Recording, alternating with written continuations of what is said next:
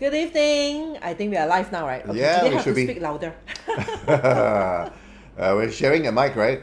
Yep, So we're we're not sharing a very. mic. Yeah, okay. So just wait. Let the technical support to prepare the screen first to see if we are really going live now. Yeah. And if there's anyone tuning in right now. Good evening to all of you. Good Happy evening. Wednesday night again. Happy Wednesday. It is March 16th. Yeah. So into the second half of March.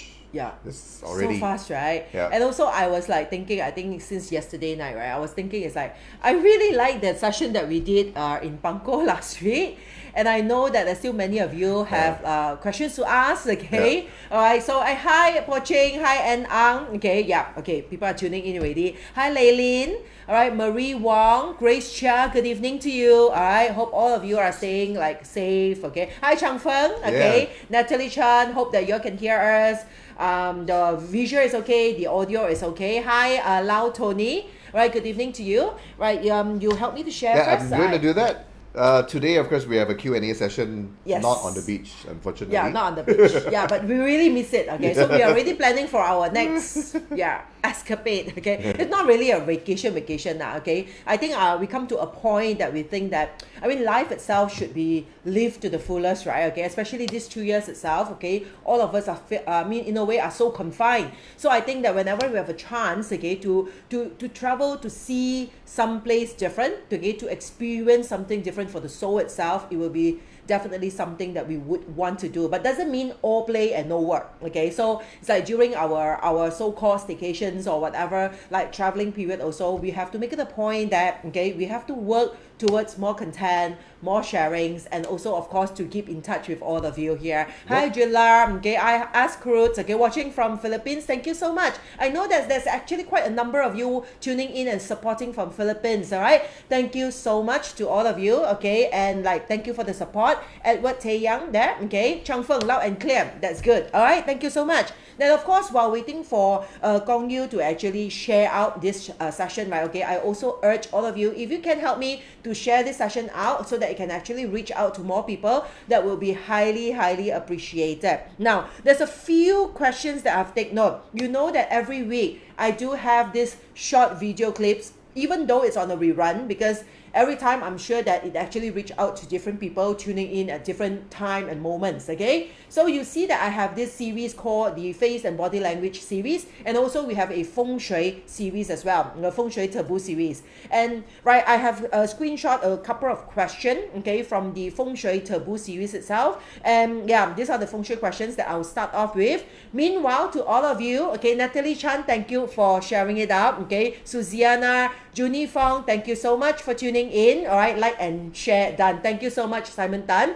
Right, Renee Chow, okay, good evening to you as well from Singapore. Right, okay, so meanwhile, I'll be going through some of these questions, and if you do have any questions, anything that you want to clarify regarding Feng Shui, please do drop it at the comment below so that later on, I can actually come with your question.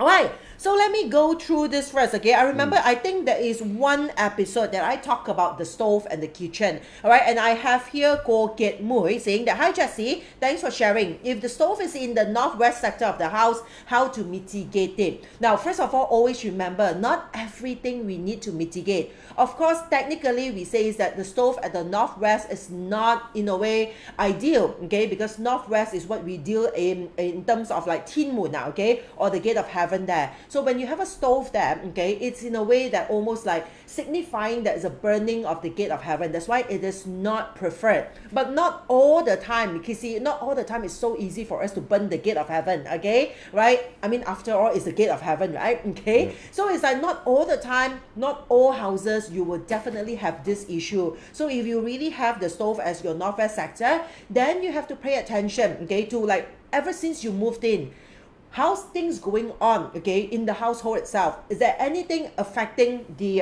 breadwinner? Normally the male, the oldest father figure, male figure in the house, anything in a way impacting or affecting him, okay, negatively or not? Then secondly, maybe you want to look into like a power and authority, right? In terms of that power and authority, in terms of work and all that, right? Ever since you move into this particular house, is it also being affected? Now, if you see it's like even two of this itself, you don't really like feel all right, any of these particular issues are being affected negatively, then you don't really have to worry so much about that stove in the northwest, okay? So I really urge to all of you, I know there's a lot of like theories, there are lots of like do's and don'ts, there's a lot of rules and regulations when it comes to Feng Shui, all right? But not necessarily, okay, all these things applies as it is, all right? So don't be in a way too worried about it. In fact, that if you've been staying in the house, if you don't find any negative impact, because if you move into a house, if the impact is negative, right, you will definitely in a way be able to feel it, okay, as short as a few weeks, okay, up to probably latest by a few months, right, you will definitely in a way feel its impact, okay? But if you really don't feel anything, then don't worry too much about it, all right? So Ko Kiat Mui, I hope that eventually you will listen to this Feng Shui Q&A session, and yeah, okay, so I have gotten your questions answered.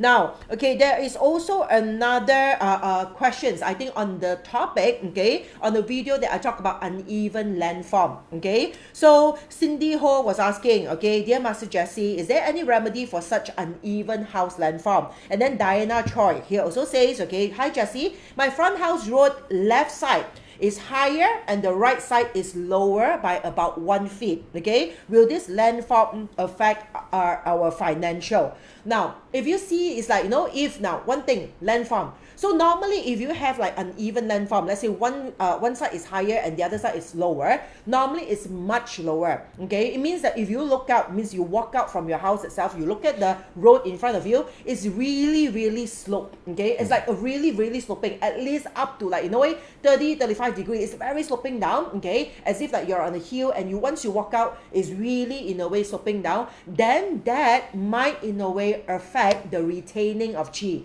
It means that the qi don't stop at your unit, okay? It's possible. But when I look at Diana's choice question, she was merely saying it's about 1 feet. And if this 1 feet is very gradual, eventually you see that the road itself, right, okay, it's just gradually going down, okay? When you can see the road itself, it doesn't really give you that impact. It's like, wow, it's a very steep road. Then it's not going to affect that much. Plus, secondarily, you also have to see the traffic of the road. If the road itself is inner community of a how to say, a development, right? It's like you know, a taman and all that, okay, where you are like, no, somehow not many cars actually, in a way, sorry, my girl is pulling up to my blanket over here.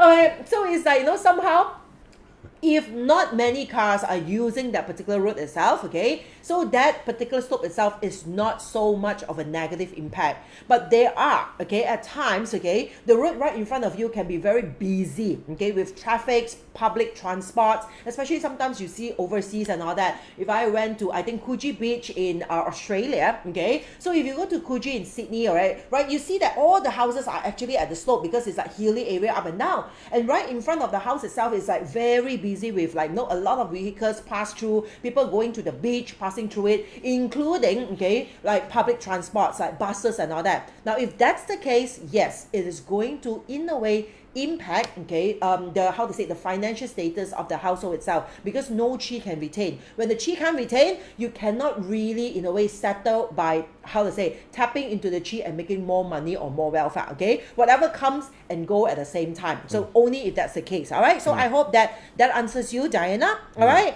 And then, now, Laura Chan was asking, okay, hi, Sifu Jessie, any remedy if the back lane of the house, now imagine now your house is here, and the back lane of the house is about 3 feet lower than the house land itself. Now, this is not a very good sign. So if you have a house or a property, if your house is immediately dropped down at the back, so imagine that now, this is your house, okay, like right at the perimeter of your house here, okay, example, your house is built all the way to the boundary, and then right up at the boundary itself, it dropped down at least a few feet, okay, that's not a very good sign. But let's say there are some cases that, okay, the house is not fully built up to the boundary. It is built up to a certain level that you still have a backyard. You still have an area for you to do your laundry, okay? Or some of you even have a small little garden there. So if you have that gap, then only it comes to a drop down. It's also something that you don't have to worry about, because that particular gap over there already acts as a bright hall, okay? To help you to retain the qi, then only it will go down at the slope itself, okay? So if there's a gap there, no worries. But if it's an immediate drop down, then the chances this house itself will have, in a way, negative impact, especially when it comes to retaining of the chi. All right. Okay, so well, yeah, another one more is like by Tin Morgado, right? She's saying that is it okay to have staircase beside main entrance of the door, not directly facing, okay, but too close on the side of the door. Now, in a way, if it's close to the door and not directly facing, it's still okay. Now, normally we do not want the door facing to a staircase that directly drops down and immediately, in a way, gush out from the door. That's not recommended, because whatever it is, right, okay, the chi, imagine, right, okay, the energy of Feng Shui itself keeps circulating. All right, it keeps circulating on the ground floor and on the first floor, on every level itself. So staircase, okay, is actually one of the pathway of the chi to flow from upstairs to downstairs or downstairs to upstairs, okay. Now imagine now that the chi is flowing, okay. You're supposed from upstairs, you want it to flow downstairs and also circulate downstairs so that the whole house itself can get even with the chi, so that it's stable, okay, and it's more peaceful. But imagine now that when it flows downstairs, okay, that staircase itself is directly, in a way, directing the chi out to the door itself.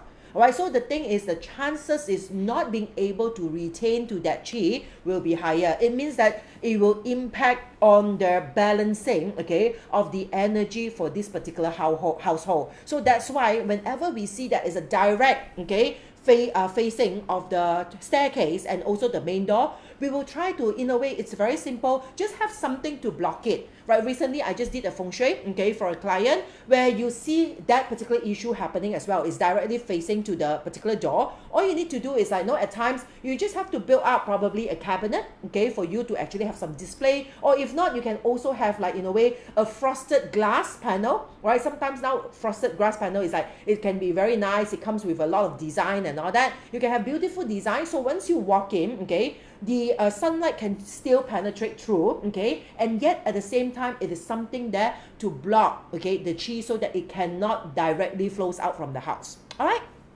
Okay, I think pretty much that's about all. Okay, so oh yeah, one more. Okay. Altar, right? Yeah, no. This is more on the ceiling fan. Okay, I remember I have one episode talking about the ceiling fan. Okay, and having a ceiling fan at home is not a bad thing. All right, so the ceiling fan or having fans, you know that when we do activations, we use the fan to help to do these activations. Means that it helps to circulate the chi. Now, one thing is, if you have a ceiling fan directly on top of your bed when you're sleeping, okay, so there will be a few criteria that you have to pay attention to. Now, example, if you want to have a ceiling fan just right on top of your bed when you're sleeping, all right, so you can have it. Now, the thing is, now some people will say, now, oh, if I want to avoid on top of my bed, can I put my ceiling fan like to the side of the room? Now, normally it's also not recommended. The ceiling fan is, in a way, more recommended if it's at the center of your room, okay, because if you have a square room, it's better at the center because it's helping you to circulate the energy, distribute it evenly.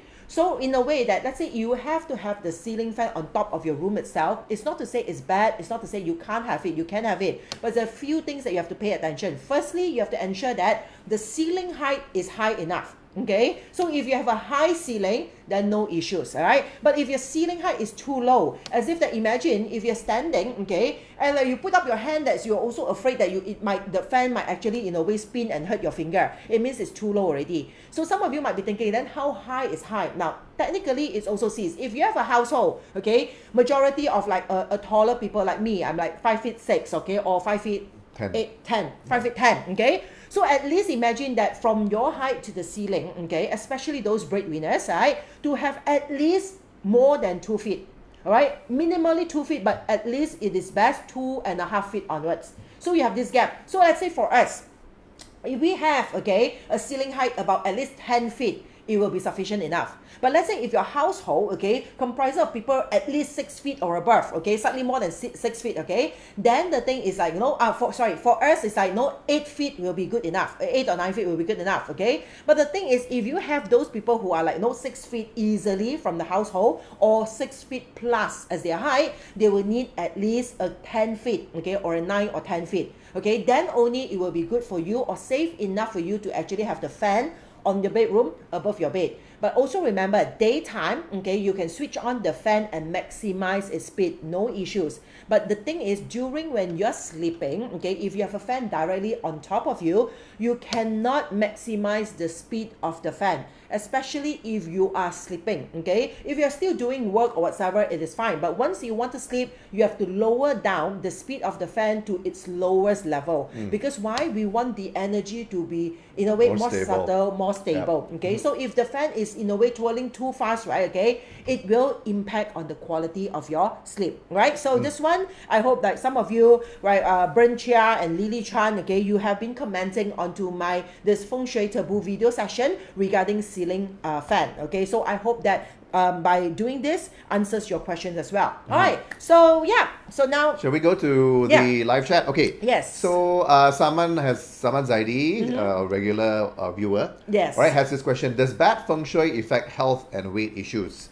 So the short answer is I wouldn't it say can. it can, yes, Right. definitely. Because in a way, right, okay, if the feng shui, I would say feng shui means that, okay, if the energy is not flowing, okay, in a way very swiftly. Yeah. So the chances is the people staying in that particular house also will have this, like, stagnation. Yeah, sort of like energy. Somehow things is like you wanted to do something, but somehow it's like you procrastinate, you don't feel like doing it. Oh, wait, how do I actually get this post, right? Okay. Right, because it's not coming out. Yeah, okay, I got it. Okay, so it's like somehow it will put you into like a procrastination state, okay? Because when the feng shui is not flowing very well, you don't feel good, okay, inside that particular area, right? So you keep on, in a way, like, you don't have the motivations, you don't have the push, okay, to do the things that you want to do. So over time itself, right, these are the things that, yes, it can actually affect our health, and at the same time, of course, it can also affect in terms of our weight issues as well, because it's like, accumulations of energy there, okay? But first of all, okay,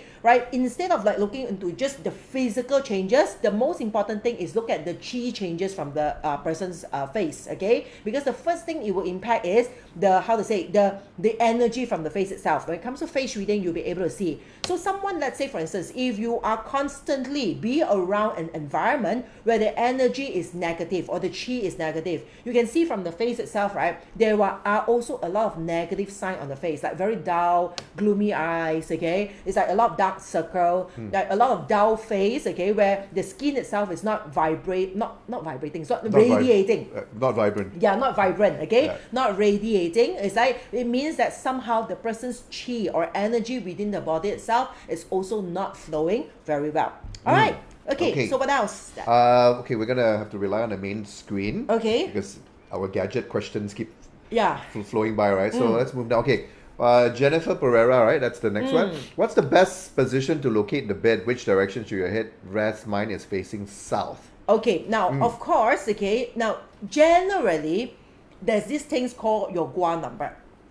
Generally, okay, so it's like one of the easiest way for common people, normal people who want to try feng shui, okay, one of the easiest way is, of course, try to, in a way, direct your bed head towards your preferred or auspicious gua number. But they are exception to the rules, okay? Because you see, there are certain landform position. Now, when it comes to feng shui, the most important thing, always priority, at least to me and also to the Sifu who actually taught, okay, we always emphasize on Luan Tou, which is also the landform feng shui, right? So that's the thing is, let's say for instance, if you want to face so-called your auspicious gua number direction, but somehow it violates, okay, the positioning of the landform feng shui, that is not acceptable as well, okay? So generally, the the head facing, especially let's say Malaysia houses, right, Jennifer, I'm not sure where are you, okay, located, but in Malaysia, there are majority are very restricted areas that you can use. It means that if you're staying in an apartment or a condo, or I mean generally in those like link houses or terrace houses, right? Okay, when you walk into a room,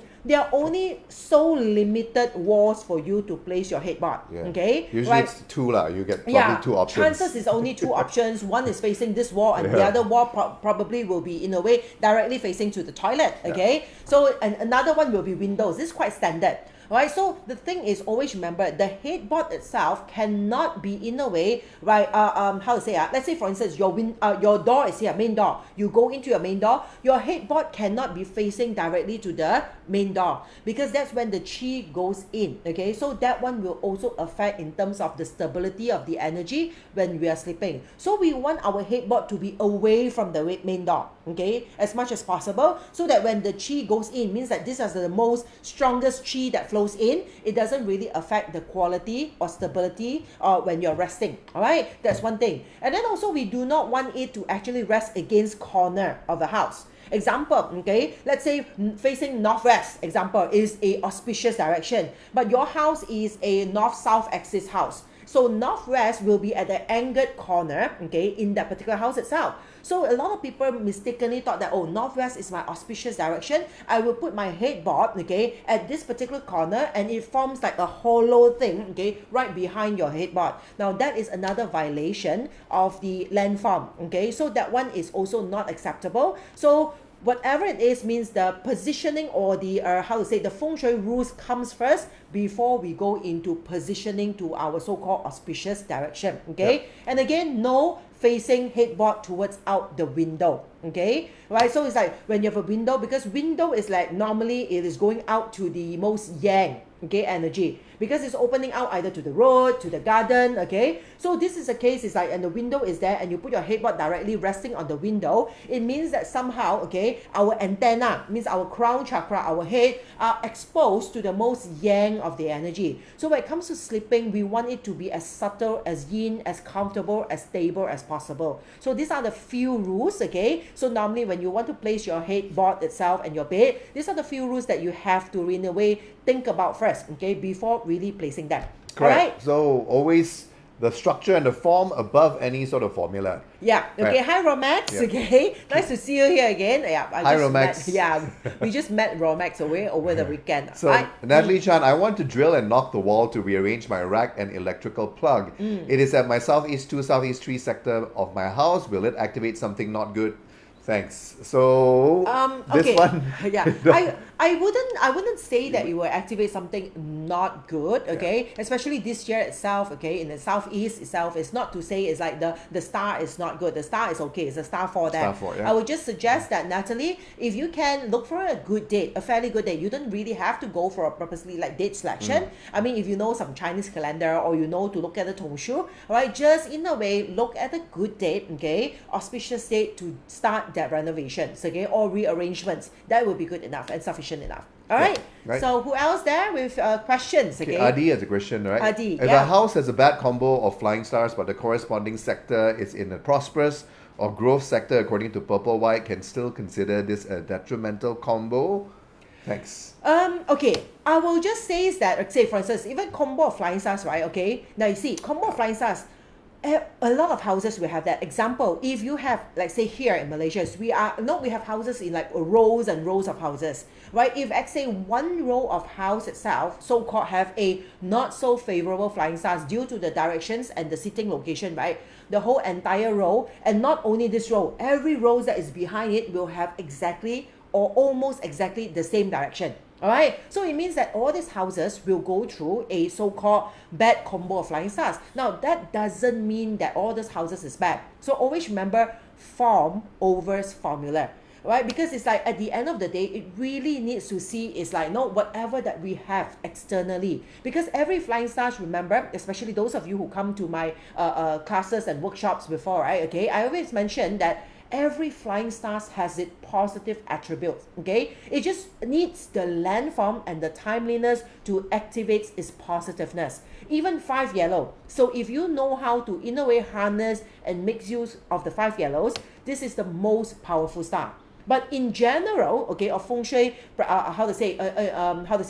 students, okay, or people who are enthusiasts into learning Feng Shui, in general, they will find that 5 yellows are always been given a name as the bad star, the ultimate chaotic star, okay, the most like unfavorable star. All right. So therefore, okay, so the stars itself, I mean, if you ask me, if the landform itself is taken care of, the stars itself doesn't mean that you have a bad combinations, means that you will definitely have a bad issues that's going to impact the house feng shui. Just remember that every houses in that particular row will have exactly the same so-called birth certificate, okay, because it's the same direction, so facing the same direction. All right, so we have to pay attention to the landform and remember that every stars has its positive attributes. We just need to learn how to use those attributes itself. Correct, right. So, in fact, I mean, there is more of a divinatory feel when it comes to the chi map, whether it's through the permanent flying stars distribution and everything,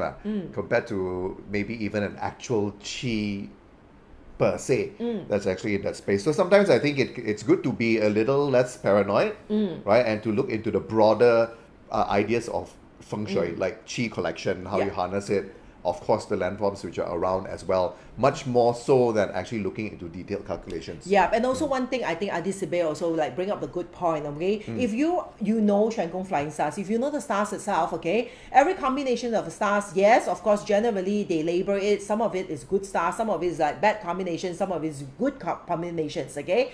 That is actually, the purpose of it is supposed to give us a clue, all right? It means that when we have that combinations and we stay in the house, okay, that is a clue that for us, if you're feng shui practitioners, it's a clue for us to ask question, okay? Because we need to ask the questions of the people who are staying, of the occupants, okay? And the flying stars are supposed to give us a clue to know what sort of questions to ask so that we can double check. It's just like a doctor. When you go to a doctor, they will ask you, okay, oh, I know that now you have this issue, okay, but do you have this symptom? Other than this, what other symptoms do you have? Do you have this? Do you have this? Then only we will conclude whether or not, okay, this particular combinations of the flying stars is really that detrimental or not. Okay, so remember, the flying stars itself is just something to give us a clue of whatever to focus on, pay attention to, have the awareness upon, so that we know whether or not it's really bringing a negative impact, okay, to its occupants. All right. Chris San Gabriel has this: when is the best time to buy property for tiger and snake partners?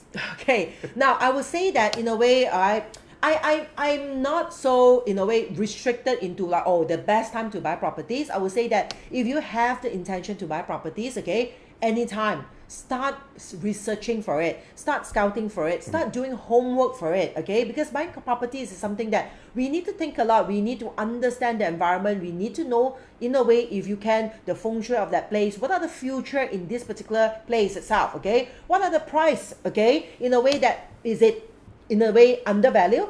All right, in a way, it's like overvalued, okay? Right? You need to know all this. Feng shui is not everything. I mean, in a way, I do not suggest you to just buy a property by looking into the theoretical feng shui part, okay? All feng shui practitioners, okay, besides just knowing the formulas, you need to know, okay, the environment of that place. You need to know the, in a way, the potential of that place, right? Because at the end of the day, feng shui, the earth factor is only one part of it. Heaven, earth, and man. Don't forget the man factor, okay? So you should know your government, right? The people, the developer, okay? Are they, in a way, it's like, what sort of developer is this? It's like, what are the level of trustworthiness?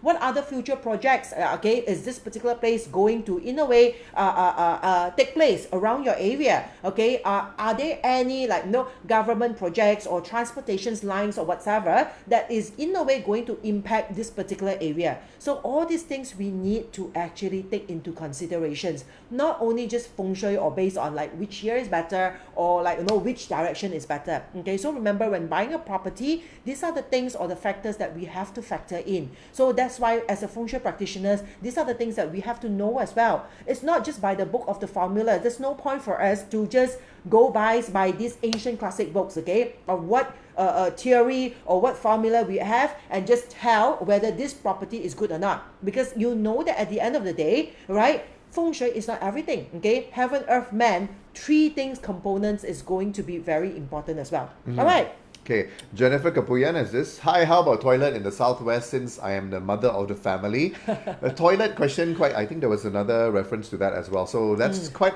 a common concern.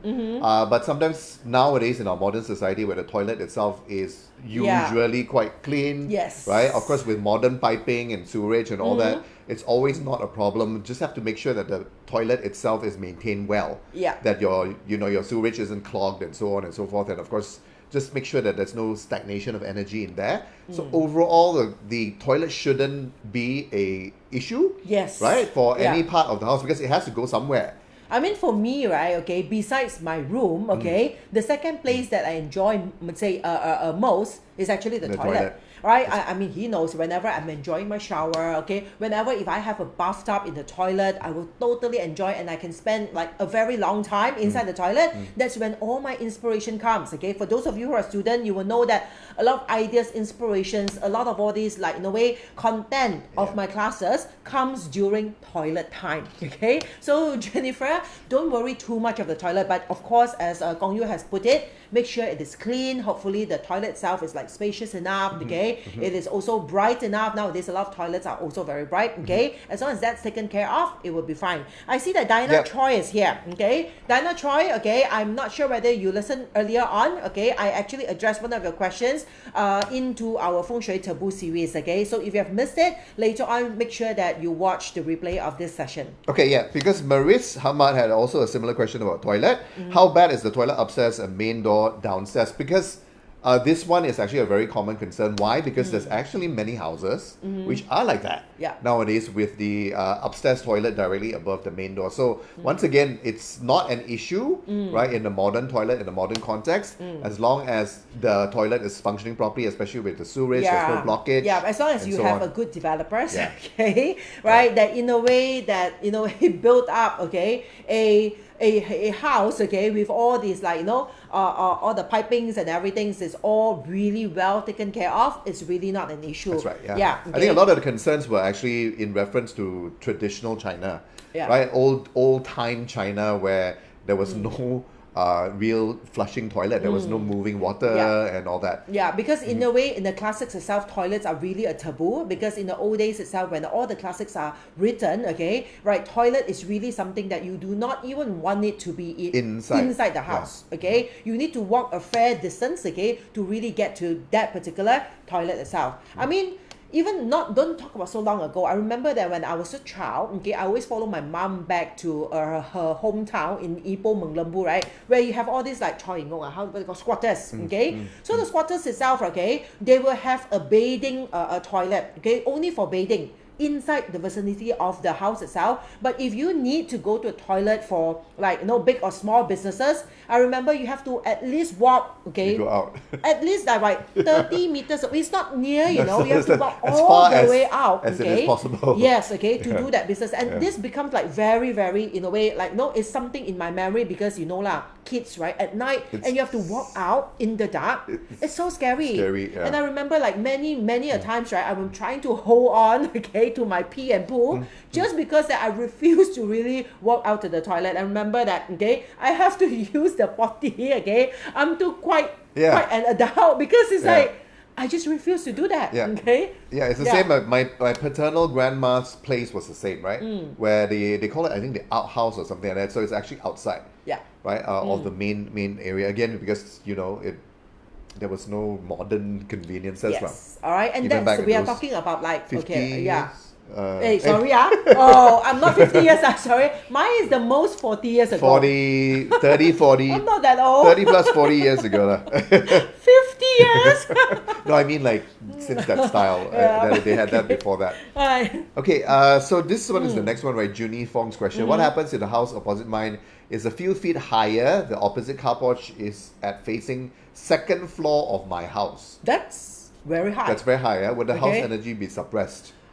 Your house energy, generally, by understanding your descriptions, your house energy, I wouldn't say it's suppressed, okay, but it might even like contracted some sachi as well, because it's like the opposite house in front of you are really like very high, significantly higher. So it's like if the energy, it means that I assume that you're at a hill slope, okay, or something. So let's say, for instance, it's like, you know, if this particular hill or mountain, right, it is like, you know, of aggressive chi. So So how to see aggressive chi? If you look at the hill or a mountain, you have pylons on top of it, right? The hills or the mountains itself, there are certain areas, okay, which is like, very rocky, okay? It's like lacking of like luscious trees and all that. It means that this particular mountain itself has an aggressive chi. And if that formation itself, the chances is, okay, it can create certain sachi onto your home, okay? But again, the sachi itself, it doesn't react all the time. That's when, of course, when certain flying starts, okay, in a way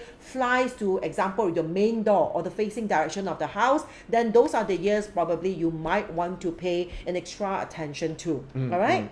Also, the other question is, of course, the extent of how the symptoms will manifest is also how far is that house away? Yeah. Okay, so if it's like in some way if the house is very far away, then still be okay. But even though if it's a normal road, even though the road is big enough, but this is really, I mean, from the description, because you see, like the car porch is facing to the second level, it's second floor, because that is seriously a very big slope down. All right, so even though if you have a normal 2-lane a road also, I will think that it is still too near. Correct. Okay, unless you have like a really big space, okay, in front of you, like a small little field or whatever, to in a way minus out or to mitigate the sachi. All right. Jilla Virtuous question, this is similar. Hi Jessie and Kong, our bed headboard is on the south. Is it good for the year of the snake and tiger? Again, the headboard directions, just now we had referenced another question on this, so you can rewind back, or maybe if you didn't catch that question, so we talked about that at length as well, that don't be overly worried about directions of a headboard facing. And in fact, the stability of the headboard in terms of the overall stability of chi in that bedroom, right, is actually more important. Because there was another follow-up question here, right? Maybe we attend to that first, right? By the lady who asked us a question on the headboard just now, right? She says basically she can't move, and the headboard has to be in the same direction as the door. Same direction as the door. It means now, see, if you have the same direction as the door, if the door is beside you, example, if I'm sleeping like this and the door is by the side, it is still fine.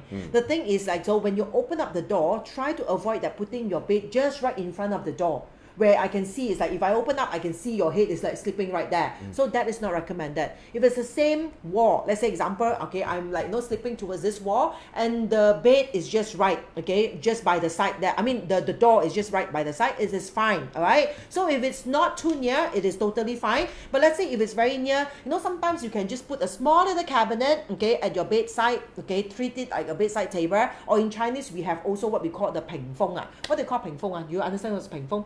Normally they have this like the foldable screen. The foldable screen, okay? Right. So if you need to, if it's like really near and all that, okay, you just put a small foldable screen in between the bed and the door. That will actually help to solve the issue. All right? Okay. So Diana Choi here says that behind the bed wall, half of it is a staircase and half of it is a toilet. Any concern of this? Now, as long as the bed wall itself is solid, okay, then no concern. Even though it's toilet or staircase, it doesn't in a way concern anything, right? As long as it's solid wall. But let's say if the wall is partition wall, then it might not be that great, because it's like the partitions, like those gypsum board or whatever, it doesn't really helps to contain so much of the chi or stabilizes it. All right. So if it's as long as you have a brick wall, no issues. Did you see that one? Diana had another question. Yeah, this is the one that. Oh, this is the one you just addressed, right? Yeah. Which day is most suitable? CW Ang says to move house, a success day or open day. Okay, both is usable. Okay, even danger day, okay, don't take it as a bad day. Danger day is actually, in a way, a lot of time are very usable, okay, because it's like danger days in Chinese we call ngai yat, okay. There's this saying that ngai ngai bak si seng, okay, right? Because after danger is success. Whenever you do certain things on a danger day, means that you know that the energy is moving up, provided that day is supported with good stars. That's right. So if it's success day or open day or danger day or even a full day, it is fine. But the thing is, you have to see and match this day preferably to your own parts, okay? All right, firstly, of course, it shouldn't clash you. All right, secondly, if can get, it combines you. And of course, if you want to see it's like either resource or wealth, then it will be great lah, okay? Right. Try to avoid rob wealth or 7 killings on that day itself, if possible. Yeah, and of course, the day whichever of those suitable days, success, open, or even danger and Yeah. also full, right? You want to make sure that there's auspicious stars. Yeah, That's the most auspicious important. stars, important. All right, that's the most important. Okay. Okay. That one already answered, the toilet above main door. Yeah, okay. Okay, Andrew Teo, this one. How can I change the flower pot located in north sector as it suddenly cracked last 2-3 weeks? Yes, you can. Yes, you can. All right. So as long as it's cracked whatsoever, just change it. Just Don't change worry. it. Just remember, at times it's not to say that we want to purposely aggravate certain stars. I mean, even though at times, right, it can be something happen at your star 2, okay, which is deemed as a signal star, okay, or it can be something really happening at your star 5, which is claimed the calamity or the most chaotic star. But if it's an urgency to it, please by all means do it. Okay, change it. Right? In a way, I mean, understanding Feng Shui is good, okay, but the thing is being paranoid over the understanding is not good, okay. So if it's like seriously, if there's something that cracked, is an eyesore, just change it, okay. If you have a leaking aircon, okay, and you rather live every day nowadays, is like daytime is super hot, right, okay, just because it's that a certain direction that you think it might be bad and you refuse to in a way rectifies the issues, okay, just due to Feng Shui, I really don't think that's a very wise choice to make. Correct, okay, right. so remember, whatever it is, okay, just change it. If you know that selection, try to select a more supported date, okay, for you to actually make those changes or those renovations. Yeah, if it's major, the flower pot no need lah. Yeah, flower pot anytime lah. You can do. Okay, I change think mainly a lot of these questions when it comes to this is basically as a fear of the 3 killings because it's in the north and all that. So normally those are associated with mega ground disturbances, structural hacking, major things, more so than things like that's on the surface that will really have very little to no impact on the chi. Okay. Yep. All right. Stephanie. Lai. Hi, Stephanie. Okay. Sifu, if the road outside of main gate, okay, is slightly higher and lower at roadside. Okay, wait. The road outside of main gate. I don't understand. Okay, so wait. Okay. The road outside of main gate is slightly higher and lower at roadside. What does it mean? Okay, and the remedy to mitigate negativity. Okay. Any typo there, Stephanie? Maybe typo, yeah. So okay. So Stephanie, we'll maybe back. you need to retype your question. Now Lily Lee here. Okay, which sector of the house is advisable not to renovate this year in 2022? Okay. Now it really depends on let's say for instance, if a new house you have not moved in, okay, you have not moved into the house, the whole house can renovate, okay, regardless of where you are, okay, because you have not moved in, right, just renovate it, right? But already you are staying in the house itself, okay, overall this year, okay, itself is quite safe to renovate all the different sectors, maybe except the center, okay. It means that you don't suddenly go to the center of your house and try to in a way ground breaking or digging or remove the tiles or whatever, okay. If you really need to, let's say example, you want to do the roofing or you want to redo the tiles, okay, just avoid starting at the center, okay, right? In a way, go into areas which is more auspicious to start off with, all right? Now, generally, if you go to northeast, it's okay. If you go to even south, it's okay. Or even, north is a 3 killings there. You don't start there if you don't want to. Then you go to the south or even the northeast sector, right? To start off with and then go circling the house itself. If you need to change your whole house, means that just don't start at those particular area which is not the best area to start off with, okay. Jennifer Pereira, you're from Switzerland, all right, so yeah, okay, so overall I think Switzerland, maybe the houses there is more different, okay, from here in Malaysia. So it's if you have generally the house is mainly are still standalone houses, okay. It means you are standalone houses, you have gardens around you and all that, so it's easier to actually do the Feng Shui. Because if not, okay, let's say for instance in Malaysia itself, most of the time the houses are all rows and rows of I would call match boxes. It's just boxes, okay, rows and rows. You can actually see through Google Map, right? So when you have rows and rows and all these houses itself, right, okay, there are very limited things that you can do, and also it's remember all the flying stars will be exactly the same. Yep. All right. Okay. Aoyang Wai Chen, hi Jessie, how about master bedroom bed floor, which is 2 steps slightly higher than the whole room floor? So I guess that bed area is elevated slightly.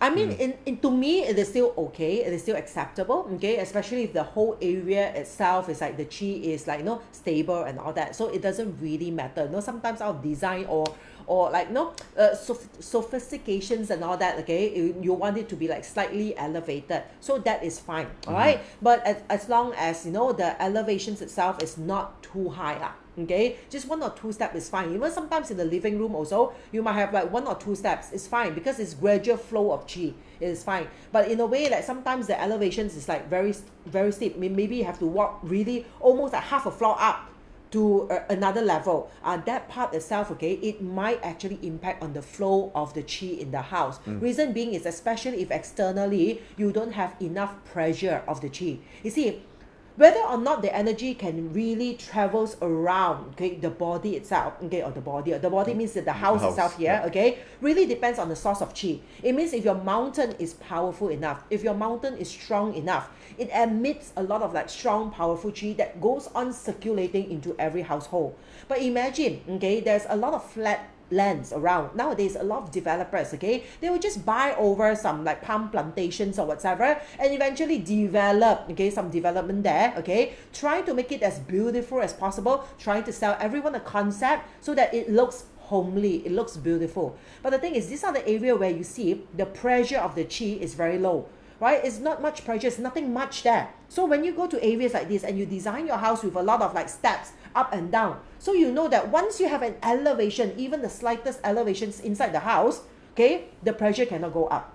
All right, just like you are living in an area where the water pressure is very low, you understand what I mean, okay? Right, when the water pressure is low, right, okay, if you're living in the first floor, second floor, you're gone, okay? It's like, the water as if it's like peeing only. Why? Because the originally incoming water is not strong enough. So all these things, you see, there's no hard, direct rule to it.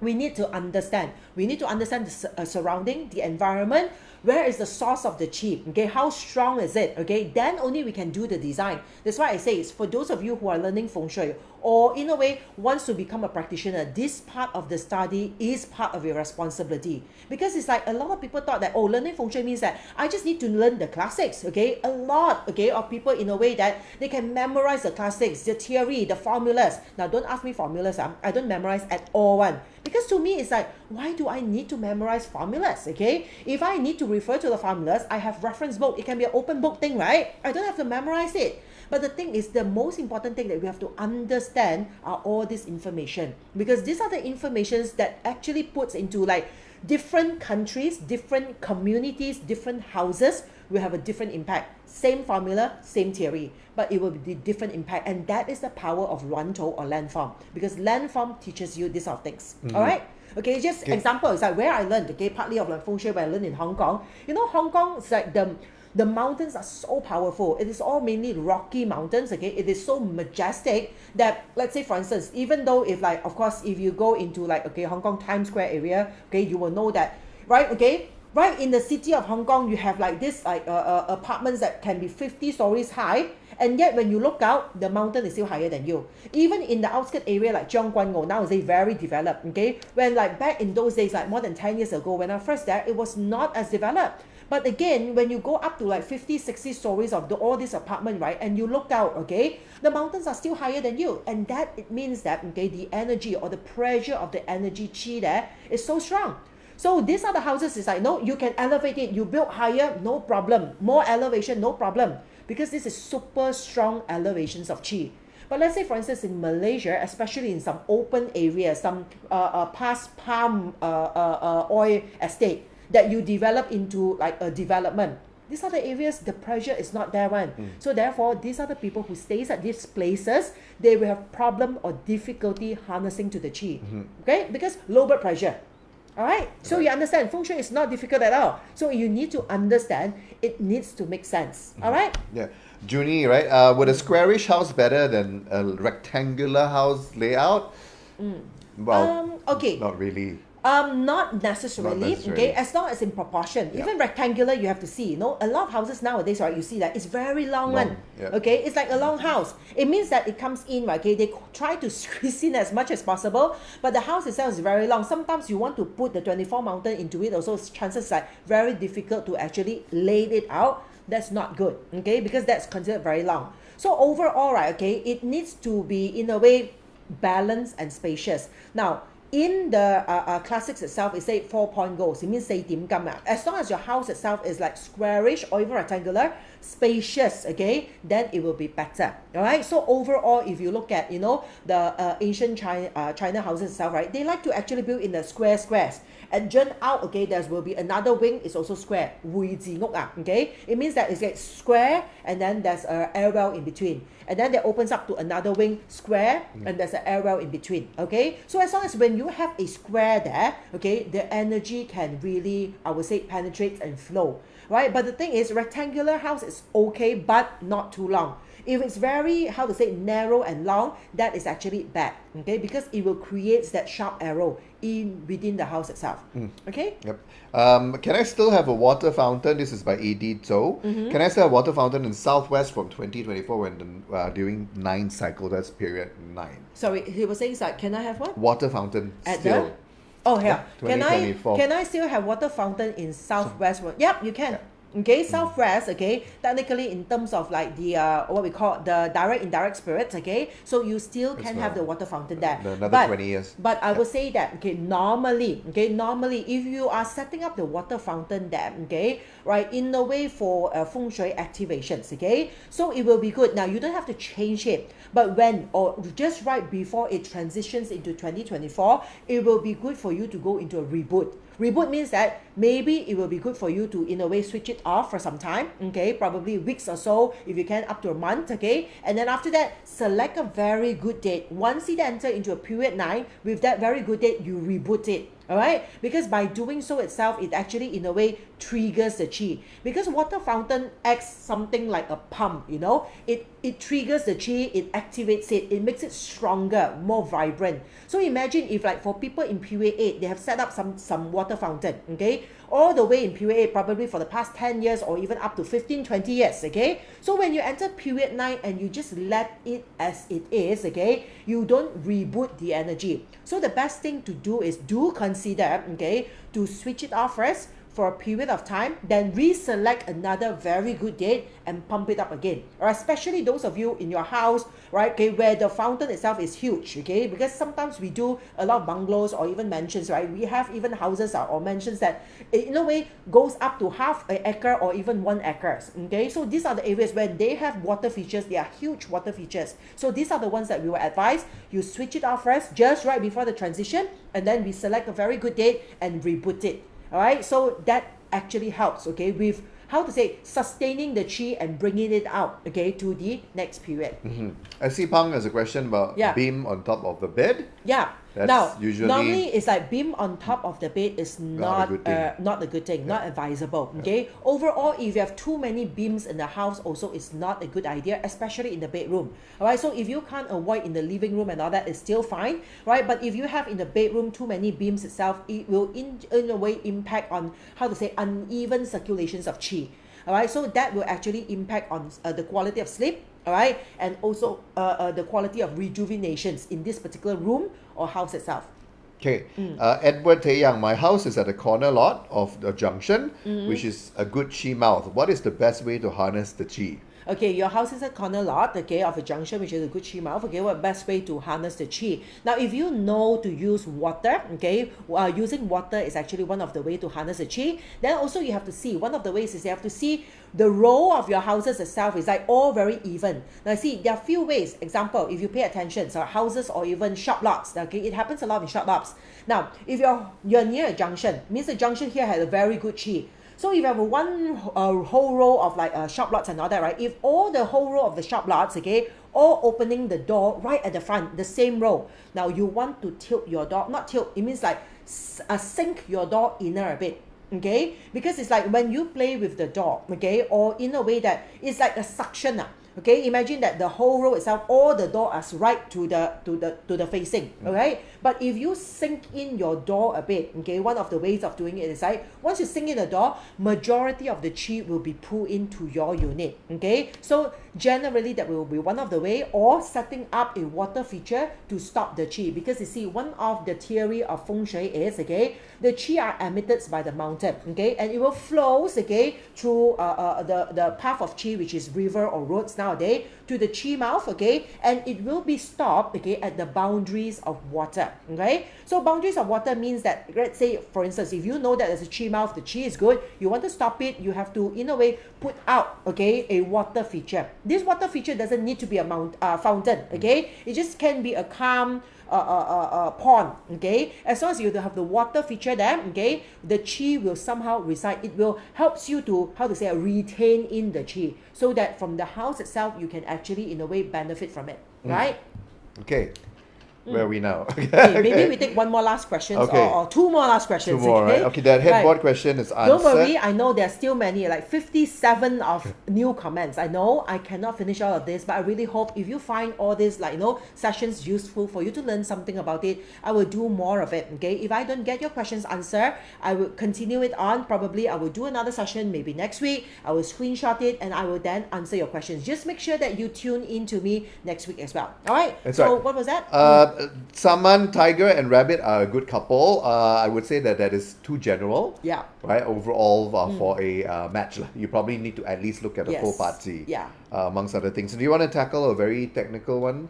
So what is that? Richmond Cheng? Okay, wow, that's long. Okay, let me see. Okay. Try to understand first. My house facing southwest 1, okay, with 8 facing star and 5 sitting star, okay, right?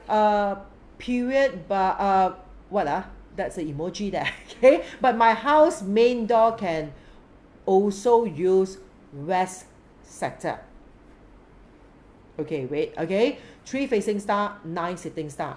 And south, okay, 1 facing star, 7 sitting star. Which door is more permanent, suitable for employee or even self-employed? Okay, wait, let me see. House facing is southwest 1, okay, with 8 facing star and 5 sitting star. All right, and then after that, you're talking about the door. You can use your west sector, okay, which is 3 facing star and 9 sitting star.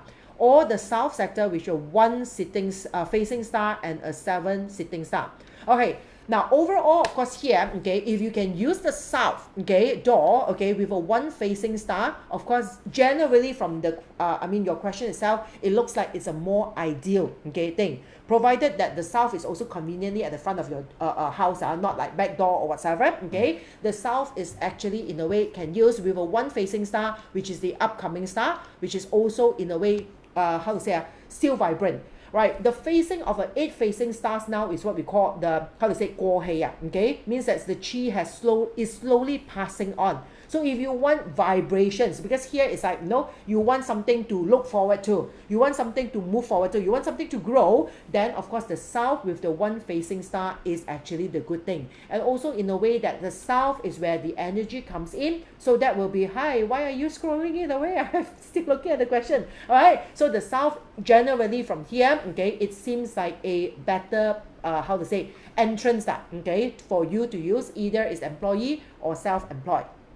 All right, the 3 facing star is not to say that it is bad, okay, but the west sector with a 3 facing star might not be the best one, okay, but the south and the 1, because 9 and 1 is actually a combination. So that, based on this particular question itself, the south one will be, the south door will be the best to use up, okay, as of now.